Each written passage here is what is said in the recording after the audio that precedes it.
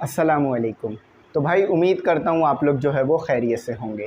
तो आज की वीडियो के अंदर इंशाल्लाह एक्सरसाइज 1 से लेकर एक्सरसाइज 5 तक करेंगे और तमाम ही जो एक्सरसाइजेज गिवन हैं हमें यूनिट 1 में यानी 1.1 में उसे हम करेंगे।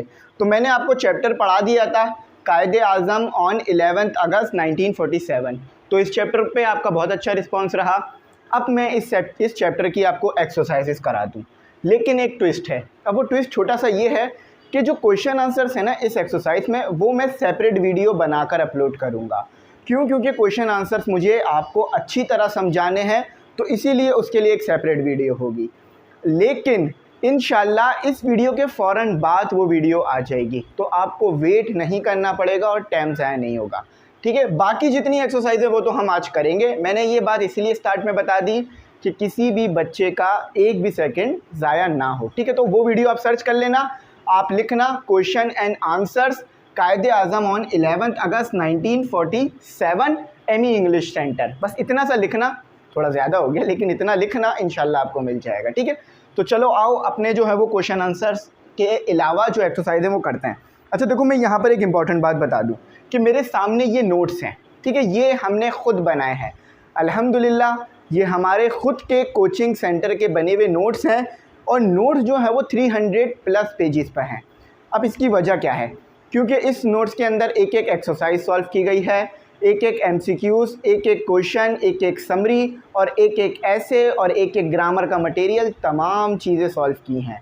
आपको पता है कि एमी इंग्लिश सेंटर जो भी काम करता है ज़बरदस्त करता है, तो इसीलिए तमाम चीज़ें करने में हमें थोड़ा टाइम लगा, लेकिन अल्हम्दुलिल्लाह क्लास फर्स्ट ईयर के तमाम जो है वो नोट्स बन गए हैं इंग्लिश के। लेकिन देखो, इस नोट्स की हमने फ़ीस रखी है क्योंकि हम जिन टीचर से बनाते हैं हम भी उन्हें पे करते हैं, तो इसलिए इसकी हम फ़ीस रखते हैं। देखो, फ़ीस ज़्यादा नहीं है, 150 फ़ीस है। ठीक है, 150 रुपये फ़ीस है PDF की। तो काफ़ी सालों से आपको पता है यही फ़ीस है, फ़ीस हमने नहीं बढ़ाई है। 3-4 साल से हमारी यही फ़ीस चलती आई है। अच्छा, पहले 100 थी लेकिन फिर 50 रुपये हमने बढ़ाए थे, लेकिन बाकी काफ़ी टाइम से यही फ़ीस है। अब ये फ़ीस कैसे पे करनी है? आपको ईजी पैसा नंबर स्क्रीन पर आ रहा होगा। आप ये फ़ीस पे कर हमें यूट्यूब पर हमें जो है वो व्हाट्सएप पे बता दें कि सर हमने पे कर दी है। मैं इंशाल्लाह फ़ौरन से आपको ये PDF सेंड कर दूंगा।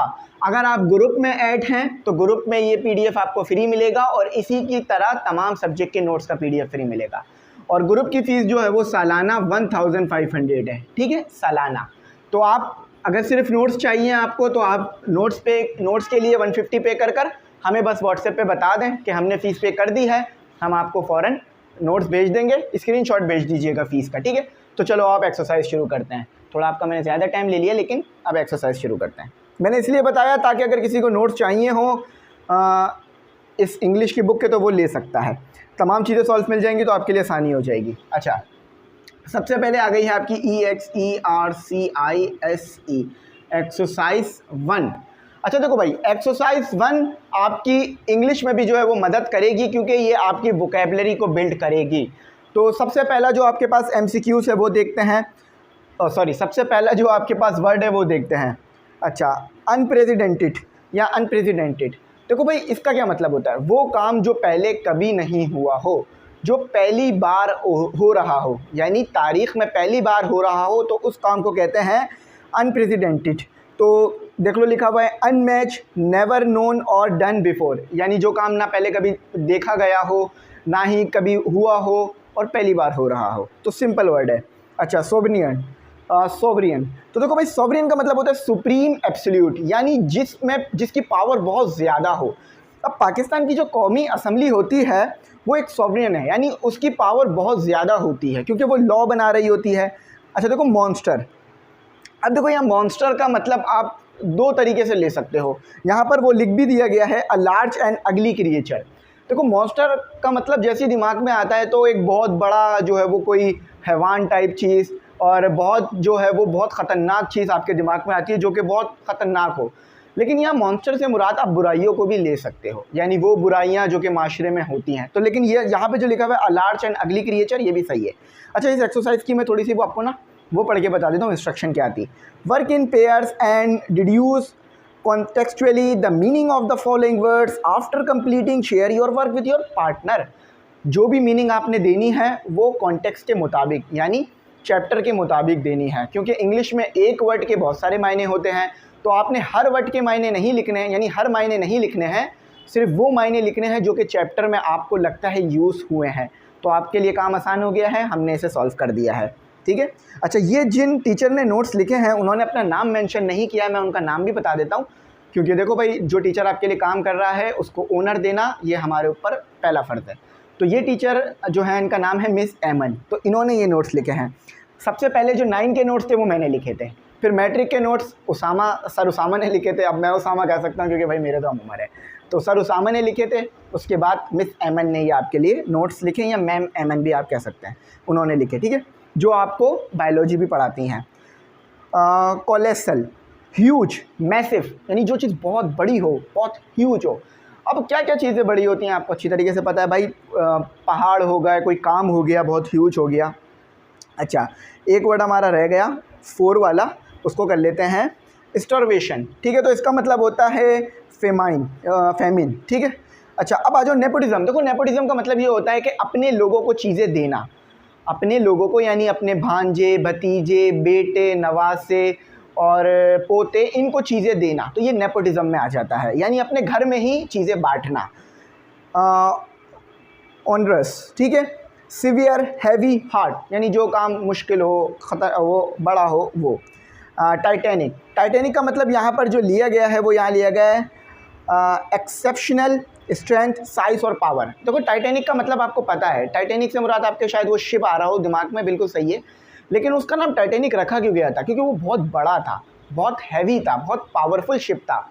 लेकिन अनफॉर्चुनेटली 14 अप्रैल 1912 को वो डूब गया था, और 14 अप्रैल को मेरी बर्थडे भी आती है तो आप लोग विश कर सकते हो अगर आप लोग 14 अप्रैल को ये वीडियो देख रहे हो तो। ग्रेविस्ट, सीरियस, इम्पॉर्टेंट। देखो, इसको आप ऐसे भी पढ़ सकते हो, रीलेंटलेसली, या अलग अलग करके भी ले सकते हो आप नाम, जैसे रीलेंटलेसली, ऐसे भी दोनों तरीके से सही रहेगा। कॉन्टीन्यूसली, यानी जो काम मुसलसल चलता रहे, होता रहे। अच्छा, एक्सरसाइज 1 यहाँ पर कंप्लीट होती है। ज़िंदगी यहाँ पर एक्सरसाइज 1 से तो आसान। अब आ जाती है हमारी एक्सरसाइज 2। अब एक्सरसाइज 2 करते हैं। वर्क इन पेयर्स, यानी दोस्त को बोलो भाई आ जाओ भाई, साथ काम करते हैं। कहाँ दूर बैठे हो, आओ साथ काम करते हैं। Read the following phrases and idioms which have been taken from the text. अच्छा, ये जो फ्रेसेस यानी ये जो जुमले हैं या ये जो इडियम्स हैं, मुहावरे हैं, टेक्स्ट से लिए गए हैं। यानी सबसे पहले आपने टेक्स्ट यानी चैप्टर पढ़ना है। तो अगर चैप्टर नहीं पढ़ा तो सबसे पहले चैप्टर जाके पढ़ लो, ठीक है, अच्छी तरीके से। Match the phrases and idioms to column A with corresponding meanings in column B and write answers in column C. After you have completed, compare your answer with your partner. First one has been done as an example. पहला आपके लिए example के तौर पे कर दिया है, बहुत सिंपल है।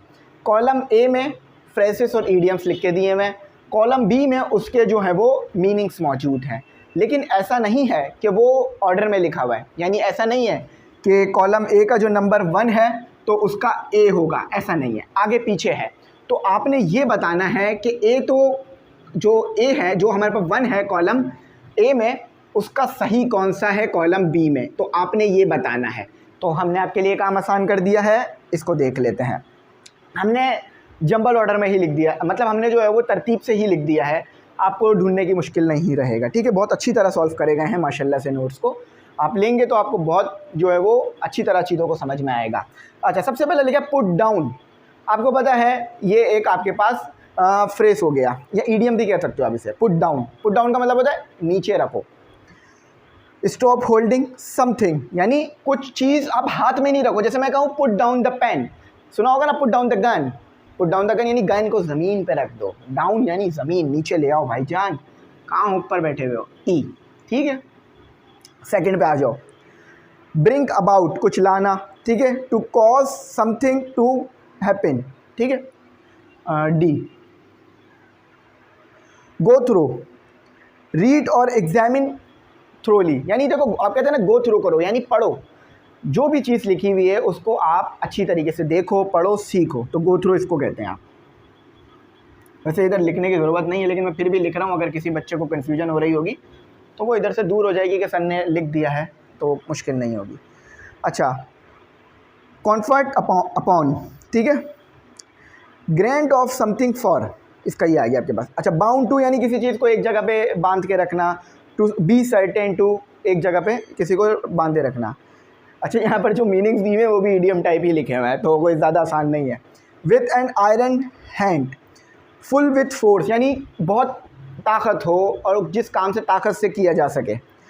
To tackle the monster, to deal और फेस ग्रेट प्रॉब्लम। देखो भाई, टू टैकल द मॉन्स्टर का मतलब है कि किसी बड़ी प्रॉब्लम को, परेशानी को अच्छी तरह से फेस करना। अच्छा देखो, मैंने इसका लिखा नहीं था, इसका ए आ गया आपके पास, ठीक है, और बी का आपके पास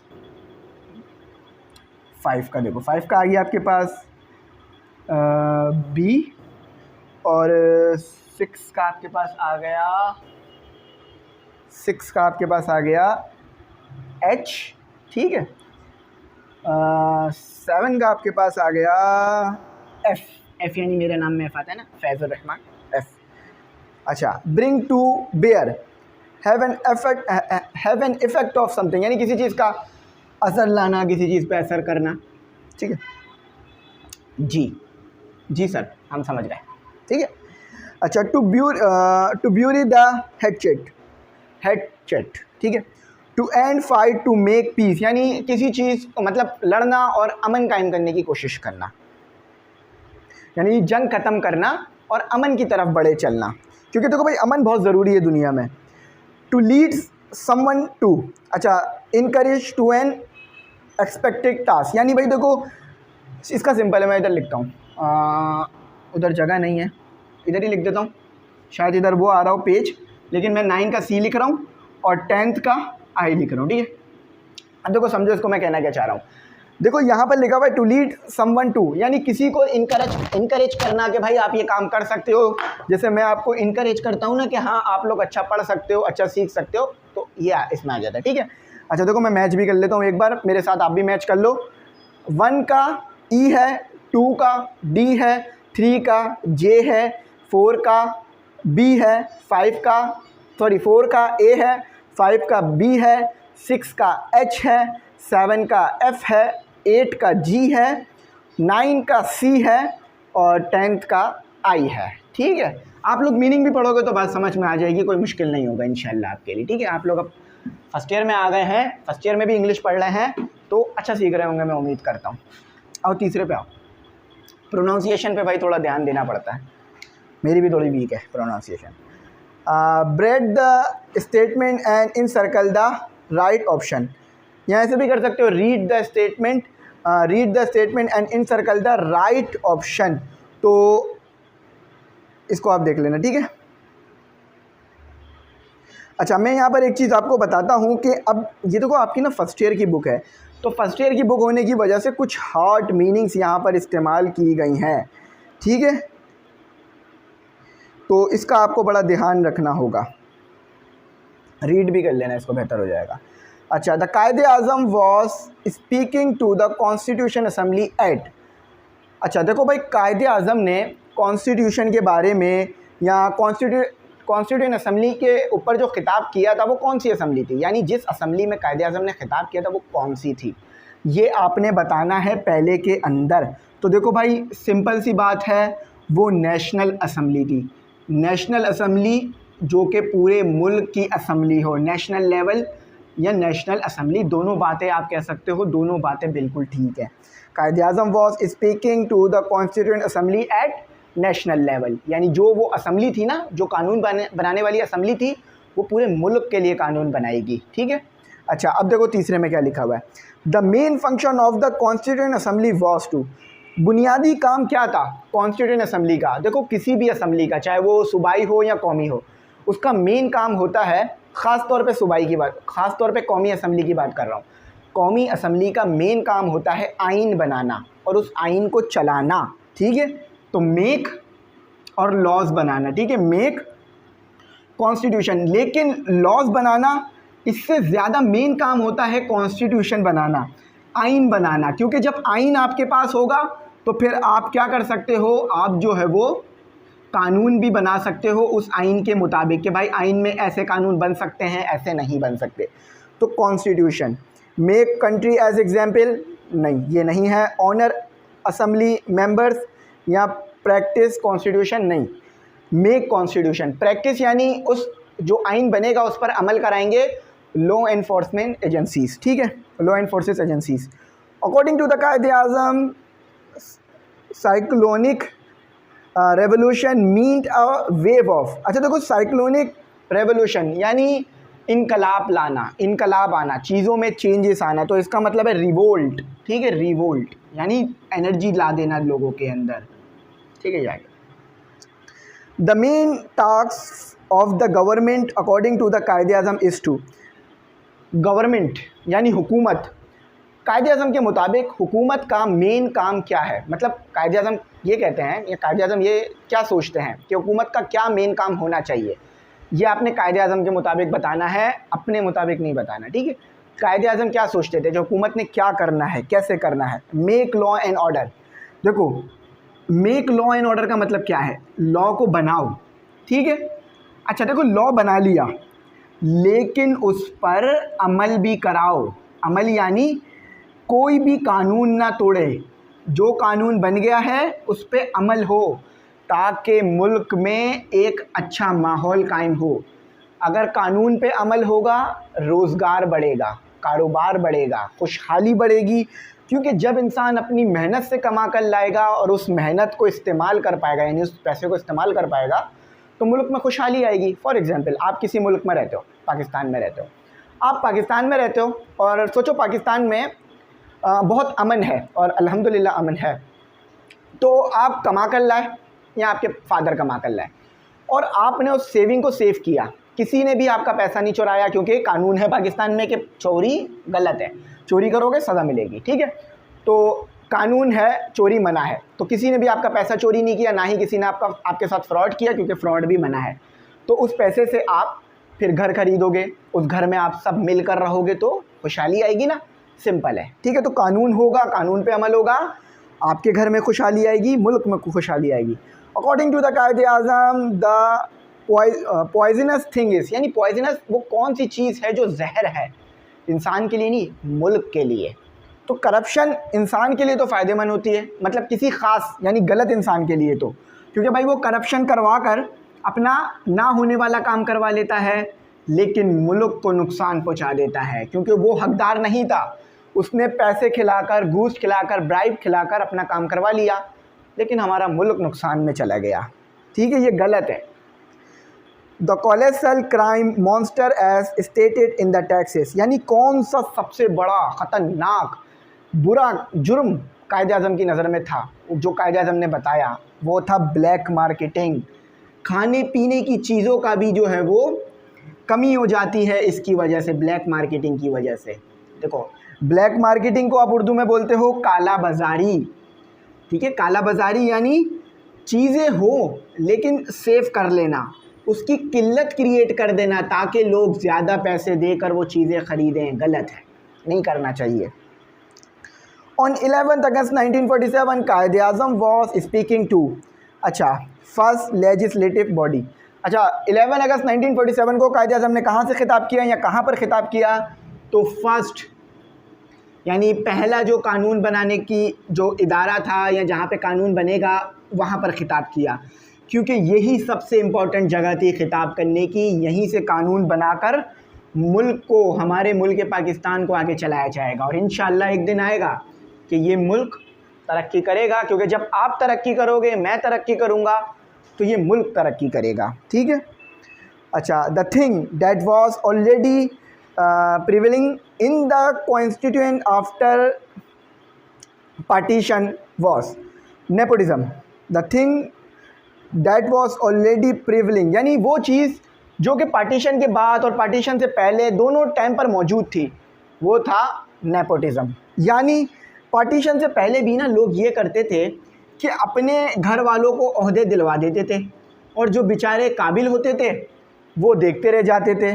तो नेपोटिज्म यकीन माने, अच्छा एक छोटी सी मिस्टेक हो रही है, इसको सही करें, नेपोटिज्म से पहले एक और आता है, तो अब देखो मैंने पढ़ तो दिया है तो ये मैं लिख ही देता हूँ ताकि टाइम सेव हो जाए। ये लिखने से ये फ़ायदा हो जाता है कि कोई आगे पीछे चीज़ होती नहीं है, ठीक है। नेपोटिज्म, हाँ ऐसा ही है, ठीक है, नेपोटिज्म। अच्छा देखो ये, हाँ, the first legislative body was bestowed with. अच्छा देखो, जो पहली लेजिस्लेटिव असम्बली थी या बॉडी थी, उसको पूरी पावर थी कानून बनाने की, और वो मुल्क के हक़ में कोई भी कानून बना सकती थी जो कि सही हो, ठीक है। पावर कह लो, पावर सही रहेगा क्योंकि प्लूरल है। The guided principle of the Quaid-e Azam Mohammad Ali Jinnah are. अच्छा, कायदे आज़म मोहम्मद अली जिन्ना कि कौन से ऐसे उसूल थे जो उन्हें गाइड करते थे और जो उन्होंने हमें भी बताए थे।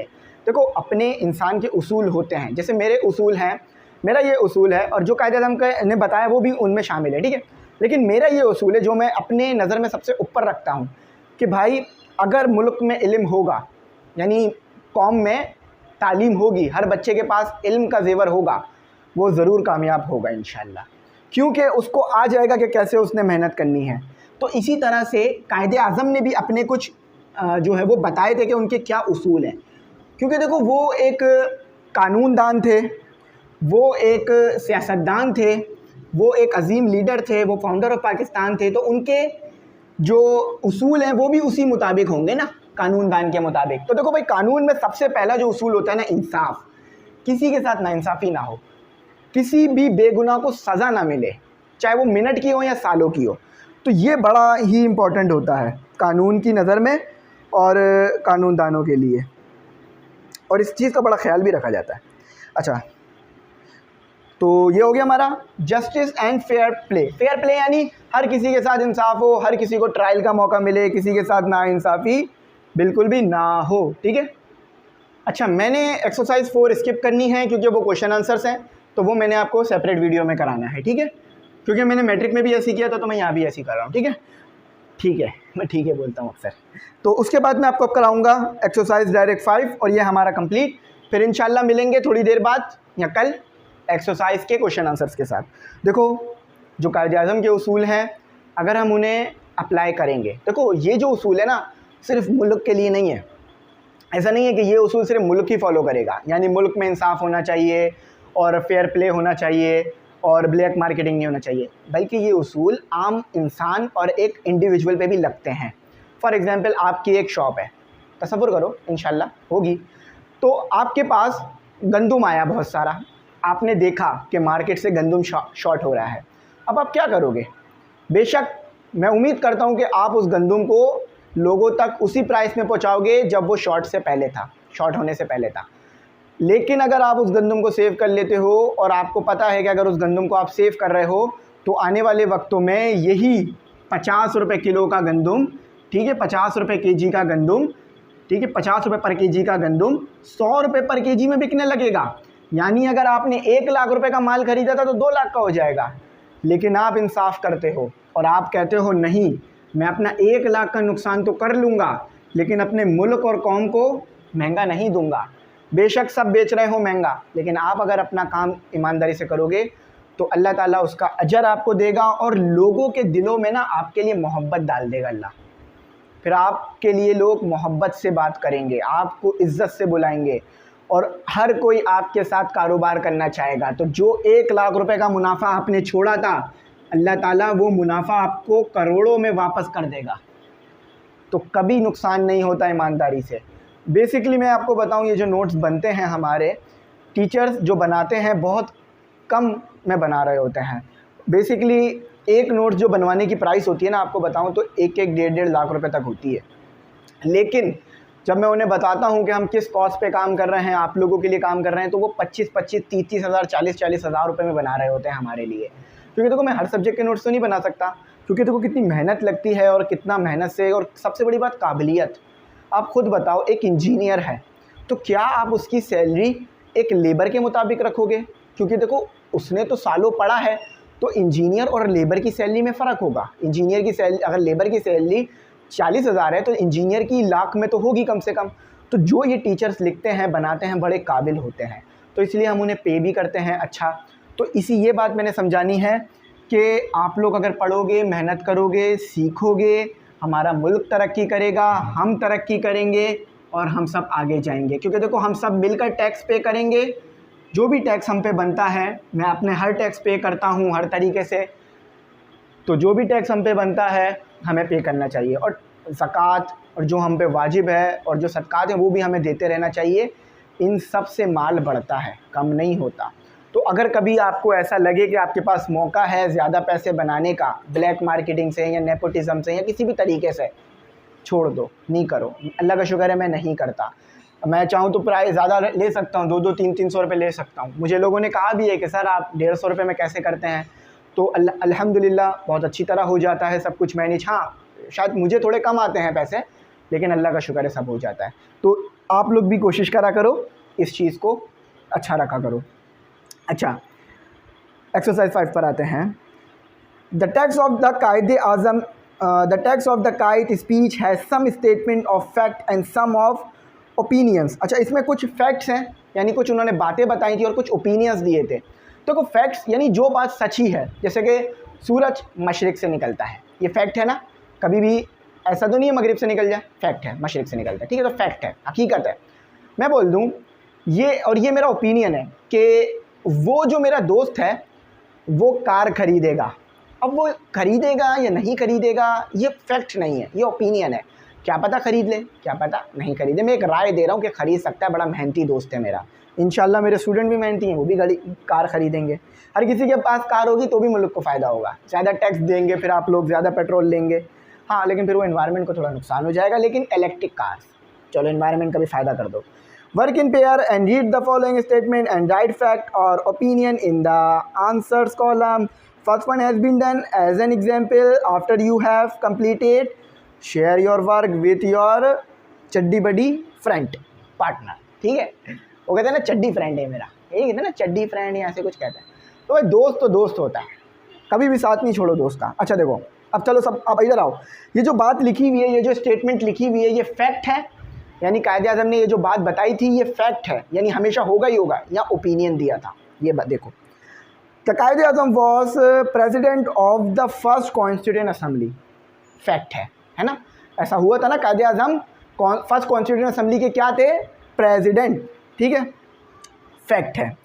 यानी जो काम सच है, सच, बिल्कुल सच। पता है ना सूरज मशरिक़ से निकलता, हाँ मशरिक़ से निकलता है, मेरे मुँह से ना निकल जाए, मगरिब से निकलता है, फिर मुश्किल हो जाएगी मेरे लिए बाद में, ठीक है चलो। अच्छा, hope that with your support we will make this constituent assembly as an example. तो ये ओपिनियन था, यानी वो कह रहे थे कि अगर आप लोगों ने हमारा साथ दिया, इंशाल्लाह ये असेंबली एक एग्जाम्पल बन जाएगी। यानी दुनिया बोलेगी कि देखो पाकिस्तान की असेंबली से सीखो, कितने मेहनती लोग हैं, कितने अच्छे कानून बनाते हैं, ठीक है। तो समझ गए ना, हाँ समझ गए। कोई बोर नहीं होना भाई पढ़ते वक्त, दिल लगा के पढ़ो। मैं भी बोर नहीं होता पढ़ाते वक्त, तो आप क्यों बोर हो रहे हो पढ़ते वक्त। The first duty of government is to maintain law and order. अब बताओ फैक्ट है या ओपिनियन है, चलो मैं भी बगैर देके बताता हूँ। देखो सिंपल बात समझ में आ रही है, अगर हुकूमत ये काम नहीं करेगी, कानून की पासदारी नहीं करवाएगी लोगों से, तो क्या मुल्क चलेगा, नहीं चलेगा। क्यों, यानी फैक्ट है, ये ओपिनियन नहीं है, ये फैक्ट है, हकीकत है। लेकिन यहाँ ओपिनियन लिखा हुआ है तो ये ओपिनियन है। देखो भाई ओपिनियन और फैक्ट में यहाँ फ़र्क देखो, इसको चलो मैं और अच्छा एक्सप्लेन कर दूंगा। वैसे तो ये फैक्ट भी है, लेकिन इसको ओपिनियन में उन्होंने दिया है, तो ओपिनियन में क्यों दिया। देखो वो फ्यूचर की बात कर रहे हैं, यानी वो कह रहे हैं कि आपने ऐसा करना है, क्योंकि अभी तो पाकिस्तान बना है ना, यानी जब वो खिताब कर रहे थे तो उस वक्त तो पाकिस्तान बना था। तो जब उस वक्त पाकिस्तान बना था तो वो कह रहे थे कि भाई आप लोगों ने कानून पे अमल दरामद कराना है, वरना मुल्क चल नहीं पाएगा सही तरीके से। तो ये ओपिनियन है, ये बात बिल्कुल ठीक है। All kinds of inhabitant are living in the subcontinent, तो ये बात बिल्कुल ठीक है। हर तरह की कौमियत, हर तरह के लोग सब कॉन्टिनेंट में, यानी बर्रे सगीर पाको हिंद में रहते थे, बिल्कुल ठीक बात है। ऐसा तो नहीं है ना कि कुछ ही मज़हब था, मतलब कुछ ही मज़हब रहते थे, नहीं, मुस्लिम भी थे, हिंदूज़ भी थे, सिख्स भी थे, ज्यूज़ भी थे, कम थे लेकिन ज्यूज़ भी थे, क्रिश्चियंस भी थे, और भी थे मज़हब, अब सबके नाम तो याद नहीं है लेकिन अच्छे खासे थे, ठीक है। ये डाइवर्सिटी है यहाँ बहुत ज़्यादा, जो मज़ाहिब थे वो मौजूद थे पार्टीशन के टाइम पे। Nepotism and jobbery are social evil, बिल्कुल ठीक बात है, ये फैक्ट है, ये ओपिनियन नहीं है। अगर मैं बोलूँ चोरी करना गलत है तो क्या ये मेरा ओपिनियन है, नहीं, चोरी करना गलत है, वाकई गलत है, तो ये फैक्ट है। अगर आप मुल्क में या घर में ही कर लो, अगर आप घर में आपके अब्बू ये करें, देखो नेपोटिज्म घर में तो नहीं होगा क्योंकि घर में तो फिर घर वाले ही होंगे ना, लेकिन एक घर की एग्जाम्पल ले लेते हैं कि अगर चलो किसी शॉप की एग्जाम्पल ले लेते हैं। एक शॉप है, वहाँ पर 2 जॉब के लिए लोग आए। एक जो दुकान का ओनर था उसका भाई का बेटा है, और एक ऐसी नॉर्मल इंसान है, उससे कोई रिश्तेदारी नहीं है, बस जान पहचान है। तो वो जॉब किसे मिलेगी? आप बोलोगे कि सर भाई के बेटे को। लेकिन अगर भाई का बेटा काबिल है तो कोई बात नहीं, हम साथ हैं। लेकिन अगर भाई का बेटा काबिल नहीं है और जो वो इंसान था जो कि जान पहचान वाला था वो काबिल है, तो फिर उसकी हक बनता है ज़्यादा, उसको जॉब मिले। तो ये होता है नेपोटिज्म। ये घर में भी हो सकता है, कहीं भी हो सकता है। The mighty revolution that has taken place in unprecedented, तो बिल्कुल ठीक है, ये ओपिनियन था उनका कि ये जो काम हुआ है, ये जो मुल्क बना है, ऐसा पहले कभी नहीं हुआ। ठीक है, हो गया। अच्छा देखो, अब जो है हम अपनी एक्सरसाइज 6 करते हैं, और एक्सरसाइज 6 बहुत ज़्यादा इम्पॉर्टेंट और बहुत ज़्यादा क्रूशल एक्सरसाइज है, और बहुत ही ध्यान रख कर आपने ये एक्सरसाइज करनी है। अगर आपको लगता है कि जो पॉइंट्स हमने दिए हैं वो वैलिड नहीं है, तो आप अपने पॉइंट्स भी शामिल कर सकते हैं। ठीक है, आपको पूरी इजाज़त है। अच्छा देखो, यहाँ लिखा हुआ है। अच्छा, आपने ये बताना है, सबसे पहले मैं बता दूं ताकि ईजी हो जाए एक्सरसाइज, कि जो कायदे-आज़म की तकरीर थी और जो कायदे-आज़म की तकरीर दी हुई है, यानी जो उन्होंने 11 अगस्त 1947 को जो तकरीर की थी, जो कि आपको गिवन है, क्या उसमें कुछ पॉइंट्स मिस हैं, यानी कुछ बातें मिस हैं जो कि उस तकरीर में शामिल होनी चाहिए थी? तो आपने ये बताना है कि अगर वो पॉइंट्स आपको लगता है मिस है, इस चीज़ पे भी बातें करनी चाहिए थी। तो चलो आओ। अक्सर आप तकरीर सुनते हो किसी भी लीडर की, तो आपको लगता है कि ये बात भी करनी चाहिए थी तकरीर में। तो क्या आपको वाकई ही ये तकरीर सुन के भी ऐसे ही लगता है कि ये पॉइंट्स भी शामिल होने चाहिए थे ताकि अच्छी नॉलेज मिलती और अच्छी जो है वो गाइडलाइंस मिल जाती? तो उसको देखते हैं। Do you think some of the ideas in this historic speech are not included? क्या आपको लगता है कुछ आइडियाज़, यानी कुछ जो है वो सजेशन, कुछ राय जो है वो नहीं मौजूद हैं इस तकरीर में? Work individually and search out the miss point of above speech using various sources and share this with the class. तो आप क्या करो, अकेले काम करो और वो पॉइंट्स और वो आइडियाज़ जो कि आपको लगता है तकरीर में शामिल होने चाहिए थे वो लिखो, और सोर्सेज भी बता देना। अगर आपको लगता है कि आपने कहीं से ये बात सुनी है कि हाँ उस तकरीर में ये मिस था, तो वो सोर्सेज भी बताना कि हाँ मैंने इनसे ये बात सुनी थी। अच्छा, I think the following ideas are missing, यानी कुछ ये आइडियाज़ या कुछ ये जो है वो पॉइंट्स जो है वो मिस हैं। अब क्या है, future plans about Kashmiris are missed, यानी कश्मीरियों के बारे में जो राय थी या कश्मीरियों को कैसे आगे लेके चलना है फ्यूचर में, ये मिस था। ठीक है, उसके ऊपर भी बात करनी चाहिए थी।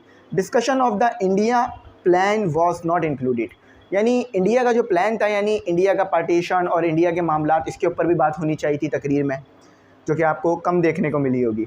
Discussion of population inflation also not included, या was also not included, was भी लगा लेना। तो देखो, जैसी पॉपुलेशन बढ़ती है तो महंगाई भी बढ़ती है, यानी देखो आबादी बढ़ेगी तो फिर आपको ज़्यादा जो है वो चीज़ें चाहिए होंगी। तो पॉपुलेशन के बढ़ने पे भी बात करनी चाहिए थी कि किस तरह से अगर पॉपुलेशन बढ़े तो फिर आगे फ्यूचर में कैसे मुल्क को लेके चलना है अच्छे तरीके से, अहसन तरीके से। तो ये हमने अपने पास से पॉइंट्स दिए थे। अगर आपको लगता है आप अच्छे पॉइंट्स इसमें शामिल कर सकते हो तो आप ज़रूर उसे कंसीडर करना और शामिल करना। ठीक है, अब यहाँ पर आ जाओ। देखो, ग्रुप की फ़ीस है हमारी 1500 सालाना। ठीक है, इस फीस के अंदर आपको guess paper, model paper, notes, test session, live session और रिकॉर्डेड सेशन, और साथ ही साथ गेस्ट पेपर का सॉल्व, मॉडल पेपर का सॉल्व सब मिल जाएगा। फ़ीस साल में एक बार देनी है, पर ईयर है।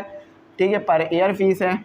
और फ़ीस आप जो शुरू में इजी पैसा नंबर आ रहा होगा उसी पे पे करके हमें बता सकते हो। हम इंशाल्लाह आप जैसी फ़ीस पे करोगे हम आपको फ़ौरन ऐड कर लेंगे और तमाम चीज़ें ग्रुप में भेज देंगे, और आपको दोबारा इंडिविजुअली भी सेंड कर दी जाएगी जो चीज़ें पहले सेंड की जा चुकी हैं ग्रुप में। अच्छा, तो अब हम जो है इस एक्सरसाइज के बाद जो है नेक्स्ट वीडियो में क्वेश्चन आंसर्स करेंगे। उम्मीद करता हूँ मेरी बात आपको समझ में आई होगी। Thanks for watching. अल्लाह हाफ़िज़।